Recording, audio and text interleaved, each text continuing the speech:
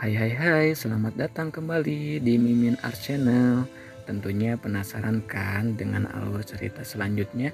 Yuk kita langsung saja dengerin ceritanya. Bab 77. Itu suara papa memanggil. Oh, sepertinya aku datang di saat yang salah, ucap Audi menerbitkan wajah penyesalan.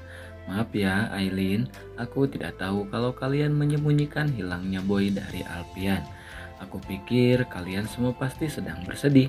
Ingin sekali Aileen menjambak rambut wanita itu dan menendangnya keluar jendela. Dia yakin bahwa tujuan kedatangan Audi adalah untuk memperburuk keadaan Alpian. Lalu dari mana wanita siluman itu tahu perihal hilangnya Boy? Padahal Gali telah meminta semua orang untuk merahasiakan. Terima kasih sudah datang ke sini. Kalau urusanmu sudah selesai, silahkan keluar. Jangan sampai aku memberimu hadiah seperti di ulang tahun Oma waktu itu. Seketika seluruh tubuh Audi terasa meremang, teringat kejadian 4 tahun lalu ketika Aileen menyerangnya di ulang tahun Oma Titian. Kala itu kuku tajam Aileen terbenam sempurna di kulitnya, menggores dalam dan menciptakan rasa perih tak terkira. Baiklah, aku juga sudah mau pergi, sudut bibirnya menerbitkan semirik. Kalau begitu sampai jumpa, Alpian. Aku harap kamu tidak shock atau drop mendengar kabar tentang hilangnya anakmu. Sekali lagi aku minta maaf ya. Kala Audi melenggang meninggalkan ruangan, Aileen hanya dapat mengepalkan kedua tangannya.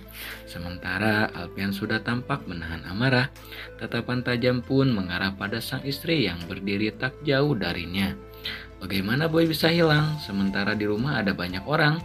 Apa tidak ada satu orang pun yang mengawasinya? Tanya Alpian menahan amarah yang memuncak. Mas, tolong dengarkan aku dulu. Kamu harus tetap tenang dan jangan berpikir macam-macam. Kak Gali dan Bara sedang mencarinya. Tak ada sahutan dari Alpian. Wajah yang tadinya sedikit pucat itu telah berubah merah. Kesan garang terlihat jelas dalam tatapannya. Meraih ponsel di meja, lelaki itu segera menghubungi Bara. Gali bukan pilihannya untuk dihubungi, sebab ia tahu sepupunya itu akan berbohong dengan mengatakan semuanya baik-baik saja. Di mana kalian? Tanya Alpian sesaat setelah panggilan terhubung. Senyap, selama beberapa saat ia tak mendapat sahutan dari Bara, membuat emosi kembali memuncak. Aku tanya sekali lagi, kalian di mana? Apa sudah ada perkembangan tentang Boy? Tanyanya kembali berteriak. Bara masih saja diam, hingga akhirnya tergantikan oleh suara Gali. Kami sudah dapat petunjuk keberadaan Boy. Sekarang aku dan yang lainnya sedang dalam perjalanan menuju rumah orang yang menemukannya. Tolong Al, tenanglah, aku janji akan menemukan Boy malam ini juga. Berikan lokasi kalian, desak Alpian. Tapi Al, tidak ada tapi-tapian. Bukankah lebih baik kamu istirahat saja? Kamu belum pulih sepenuhnya. Masalah Boy serahkan saja padaku saja. Anakku sendirian di luar sana dan kamu memintaku untuk tenang. Apa kamu sudah gila? Cepat berikan lokasi kalian sekarang. Hela napas berat terdengar di sana. Galih menyerah, sadar bahwa tidak akan ada yang bisa menghentikan Alpian Setio Darmawan, siapapun itu, bahkan Aileen sekalipun. Baiklah, kami ada di daerah pemukiman padat. Aku akan kirimkan lokasinya melalui pesan. Panggilan terputus disusul dengan nada pengingat pesan beberapa detik berikutnya. Dalam satu kali tarikan, jarum infus yang menancap di pergelangan tangan kiri Alpian sudah terlepas. Kemudian ia hempas ke samping. Tentu saja keadaan itu membuat Aileen panik. Ia langsung menghubungi Dokter Pero, sementara Alpian sedang mengganti pakaian seragam pasien rumah sakit dengan pakaian biasa. Ada apa Aileen?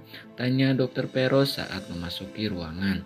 Matanya melotot melihat Alpian sudah berganti pakaian, sedangkan jarum infus sudah menggantung begitu saja.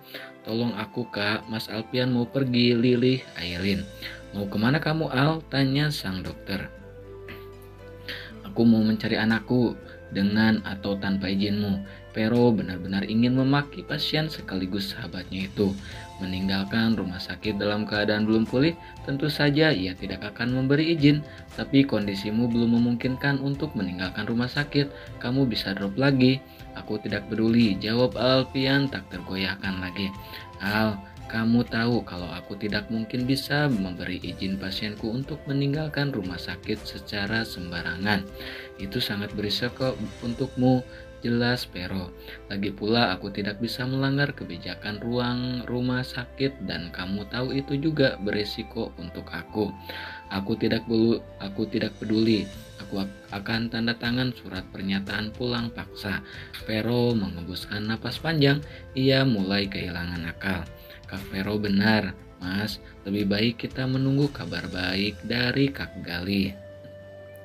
Tadi dia bilang sudah menemukan petunjuk keberadaan Boy kan, bujuk Aileen. Namun semua bujukan itu tak ditanggapi Alfian. Ia tetap pada pendiriannya. Meskipun tubuhnya belum sepenuhnya pulih, bahkan ia masih merasa cukup lemas. Minggir, perintah Alfian kepada dua wanita di hadapannya.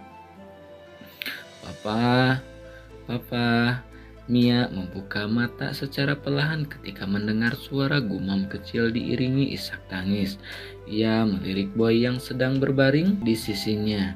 Anak lelaki itu tampaknya sedang mengigau dan terus memanggil papanya.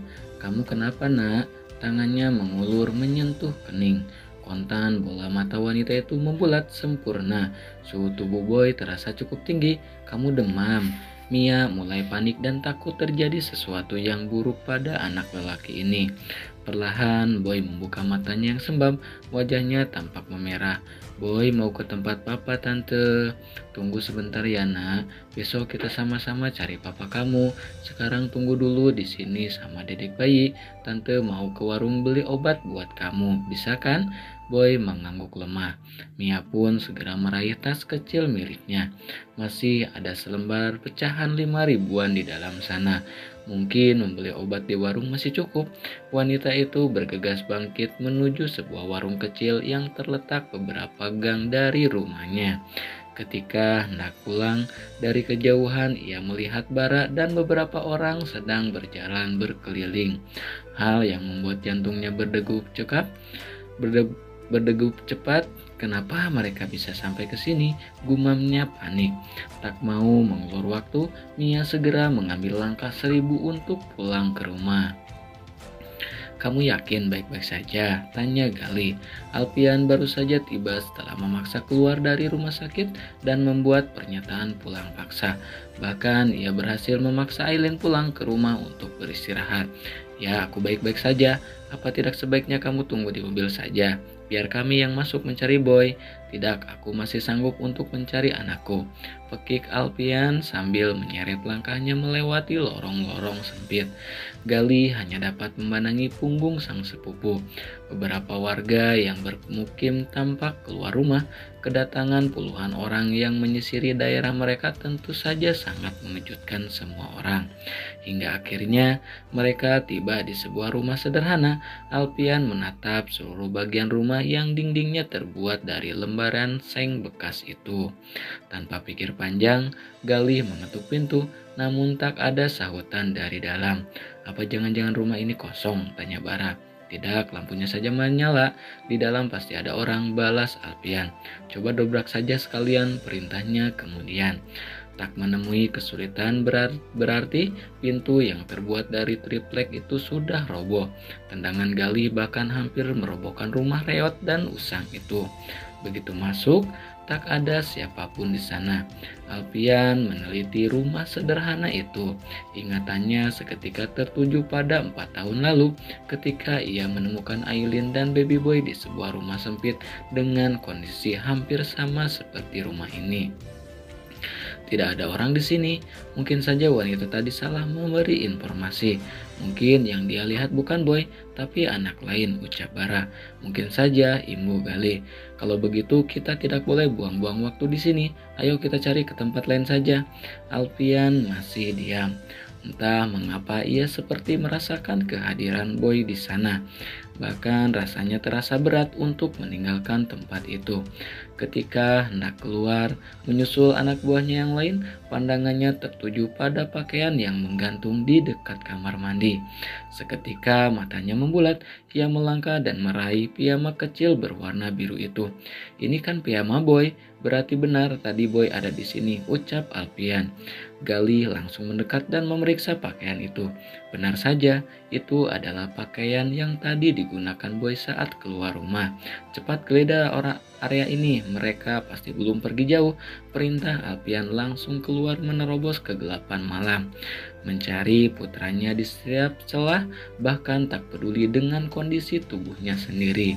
Yang ia pikirkan hanya menemukan Boy dan membawanya pulang.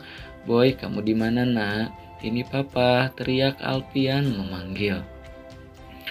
Mia merasakan getaran pada seluruh tubuhnya. Ada puluhan orang di sana, membuat suasana terasa semakin mencekam baginya. Ia peluk erat bayi kecil dalam gendongannya. Air matanya entah mengapa seperti enggan berhenti mengalir. Mia melirik anak lelaki yang sedang berbaring dengan menjadikan pahanya sebagai bantal. Maafin tante ya nak, tante terpaksa bawa kamu pergi. Tante takut sama mereka. Sesekali Mia tampan melirik keluar demi memastikan mereka aman dalam persembunyiannya. Suasana di sana masih terlihat ramai, masih ada beberapa orang di sekitar, sehingga belum memungkinkan untuk keluar.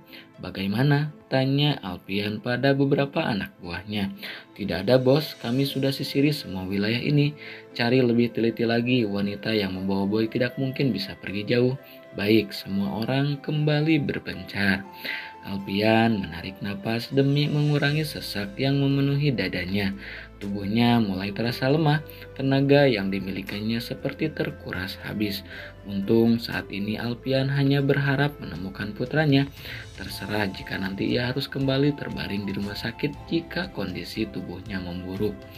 Al, lebih baik kita cari di tempat lain. Sepertinya mereka sudah pergi dari daerah ini, ucap Galih. Alpian mengangguk pasrah, meskipun terasa berat, separuh hatinya masih merasa Boy ada di sekitarnya. Papa, Alpian akan melangkah ketika sayup-sayup mendengar suara memanggil. Ia menoleh ke sumber suara, matanya meneliti ke arah sebuah bangunan tua gelap dan tak berpenghuni. Itu suara Boy. Lanjut kakak, bab 78. Tante Lisa. Pandangan Alpian berotasi ke setiap sudut bangunan tua di hadapannya. Rumah itu tampak usang dan lapuk.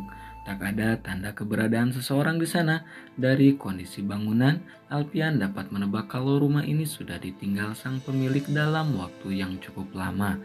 Apa kamu dengar tadi ada suara Boy memanggil?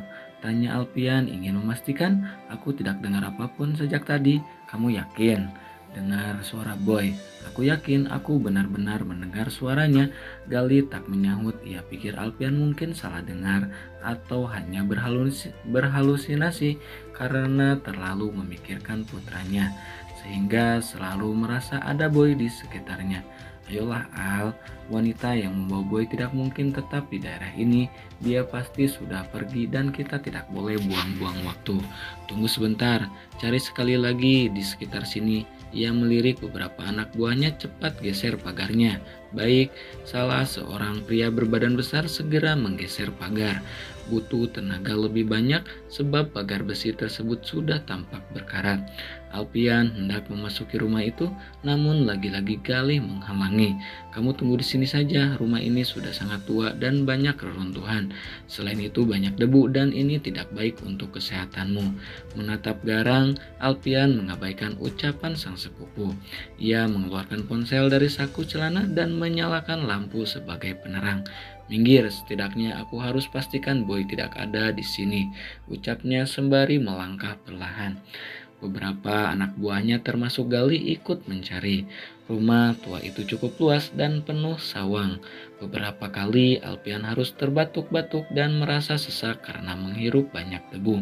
Jangan keras kepala Al, kamu bisa drop lagi kalau seperti ini, biar aku dan yang lainnya mencari. Kamu tunggu di luar saja, ucap Galih ketika melihat Alpian berdiri dengan bertumpu pada dinding untuk menopang tubuhnya. Kenapa sejak tadi kamu cerewet sekali? Aku tidak akan mati hanya karena menghirup debu. Oke, Galih menyerah. Bos satu ini memang sangat keras kepala. Aku hanya tidak mau Pero menyalahkan aku kalau ada apa-apa. Keduanya pun memeriksa setiap ruangan dengan mengandalkan cahaya dari lampu ponsel masing-masing. Setelah menggeledah seisi rumah, tak ada tanda keberadaan si kecil boy. Alpian mulai frustasi saat tak menemukan putranya dimanapun. Sudah aku bilang kan, Boy tidak mungkin ada di sini. Ayo kita cari di tempat lain saja, ajak Galih. Alpian merasakan dadanya semakin sesak. Andai saja bisa akan ia lakukan apapun untuk menemukan Boy. Meskipun harus kehilangan segalanya. Ya mungkin hanya perasaanku saja. Ayo kita cari di tempat lain. Baru saja mereka akan keluar dari rumah tua itu, tetapi tiba-tiba terdengar seperti suara benda terjatuh yang berasal dari bagian belakang. Mereka pun berlomba-lomba berlari ke arah sumber suara. Hei tunggu, teriak Galih ketika melihat seorang wanita berlari meninggalkan rumah tua itu. Cepat kejar wanita itu, perintahnya kemudian. Bara dan beberapa anak buahnya berlarian mengejar, sementara Alpian masih membeku di tempat. Seluruh tubuhnya terasa lemas tak bernaga. Papa, suara lemah yang tiba-tiba menyapa itu membuat Alpian tersentak. Dia langsung mengarahkan lampu ponselnya ke sumber suara. Seketika bola mata lelaki itu berbalut kristal bening. Jantungnya berdebar cepat. Bagaimana tidak, Boy tampak sedang berbaring pada sebuah kursi tua. Boy, teriak Alpian seraya menyeret langkahnya. Ia meraih tubuh kecil itu dan mendekapnya. Amarah seperti menembus ubun-ubun saat menyadari suhu tubuh putranya sangat tinggi. Boy, ini papa nak, buka matanya, bisik Alpian sambil menciumi puncak kepala. Melihat kondisi Boy yang cukup lemah turut membuat Galih panik. Ia membuka jaket dan membalut tubuh sekecil yang tampak kedinginan. Papa, Boy bergumam lagi, membuat Alpian semakin mengeratkan pelukan. Ya nak, ini papa sudah datang jemput Boy, kita pulang ya nak. Namun tak ada sautan apapun dari Boy. Matanya terpejam, hanya bibirnya yang sesekali bergumam memanggil sang papa. Sini biar aku yang gendong, kita harus cepat bawa Boy pergi dari sini. Biar aku saja, aku masih sanggup menggendongnya. Aku mohon kali ini jangan keras kepala Al, kamu bisa drop lagi kalau kelelahan. Mobil kita di depan dan kamu akan berjalan jauh menggendong Boy. Ucapan Galih memang ada benarnya. Untuk kali ini Alpian setuju. Tanpa mengulur waktu, Galih membawa Boy keluar dari rumah tua dan gelap itu. Berjalan dengan tergesa-gesa menuju ujung gang. Hingga akhirnya mereka tiba di mobil. Alpian duduk di belakang dengan memangku tubuh kecil itu. Ke rumah sakit, tanya Galih yang sudah duduk di kursi kemudi. Tidak, Boy hanya demam biasa. Kita pulang ke rumah saja, hubungi dokter anak dan minta langsung ke rumah. Perintah Alpian. Baiklah, Galih segera mengeluarkan ponsel dan menghubungi seorang dokter anak. Sementara Alpian terus berusaha membangunkan putranya, memeluk dan menyadarkan si kecil di dadanya demi memberinya rasa hangat. Hingga beberapa menit berlalu, perlahan Boy membuka mata. Papa, panggilnya pelan. Alpian menciumi puncak kepala dan mengusap punggungnya berulang-ulang. Ya nak, ini papa, bisiknya pelan. Haus pak? Ya nak, sebentar. Alpian melirik Galih. Kamu punya air mineral? Ada di jok belakang. Alpian meraba jok belakang dan meraih sebotol air mineral. Boy meneguk secara perlahan. Sudah? Ia mengangguk, lalu mendongakkan kepala demi menatap wajah sang papa. Matanya yang sayu seketika tampak cerah, wajah pucat dan bibir kering itu memaksa Alpian melelehkan cairan bening yang sejak tadi ditahannya. Papa, ini beneran papa. Suaranya terdengar lemah, sehingga Alpian harus membungkuk untuk bisa mendengarnya dengan sempurna. Iya nak, ini papa. Papa datang jemput Boy. Antara percaya dan tidak, balita kecil itu kembali menatap dan memastikan bahwa dirinya tidak sedang bermimpi. Tangannya terulur mengusap rahang sang papa. Papa nggak jadi meninggal. Ada kerutan tipis di dahi Alpian mendengar ucapan putranya. Begitupun dengan Galih yang tampak terkejut. Papa masih ada nak, kenapa Boy tidak tunggu papa di rumah dan pergi sendirian? Boy mau obatin papa biar papa bisa hidup lagi. Lagi Alpian mendekap tubuh kecil itu. Setiap barisan kata yang terucap oleh si kecil membuat hatinya seperti disayat benda tajam. Memangnya siapa yang bilang sama Boy kalau papa meninggal? Boy seketika terdiam, tubuhnya yang lemah masih bersandar di dada sang papa. Biasanya ia tidak akan berani mengadu pada siapapun bahkan kepada Aileen. Lisa selalu memberinya ancaman bahwa jika ia mengadu, maka papa dan mamanya akan bercerai dan ia akan memiliki mama dan papa tiri yang jahat. Tapi ini rahasia ya pak, Alpian terkekeh. Iya nak, ini rahasia kita. Om Gali dan mama tidak boleh tahu. Boy menatap Gali penuh curiga, membuat Sang om ganteng kesayang itu harus menutup kedua telinganya agar tidak mendengar rahasia apapun. Nih, om sudah tutup telinga, jadi rahasia Boy sama papa aman. Ucap Galih menirukan gaya berbicara Boy yang cadel. Sekarang kasih tahu papa apa rahasianya. Boy mendekatkan bibirnya ke telinga sang papa, lalu berbisik pelan. Tante Lisa bilang, papa sudah meninggal. Boy nggak mau punya papa tiri. Lirih Boy menahan tangis. Sontak jawaban Boy membuat Alpian dan Galih saling tatap. Nah, segitu dulu ya bab 78-nya. Pokoknya makasih banyak buat kakak-kakak yang selalu stay tune ya. Pokoknya makasih banyak ya. Bye bye.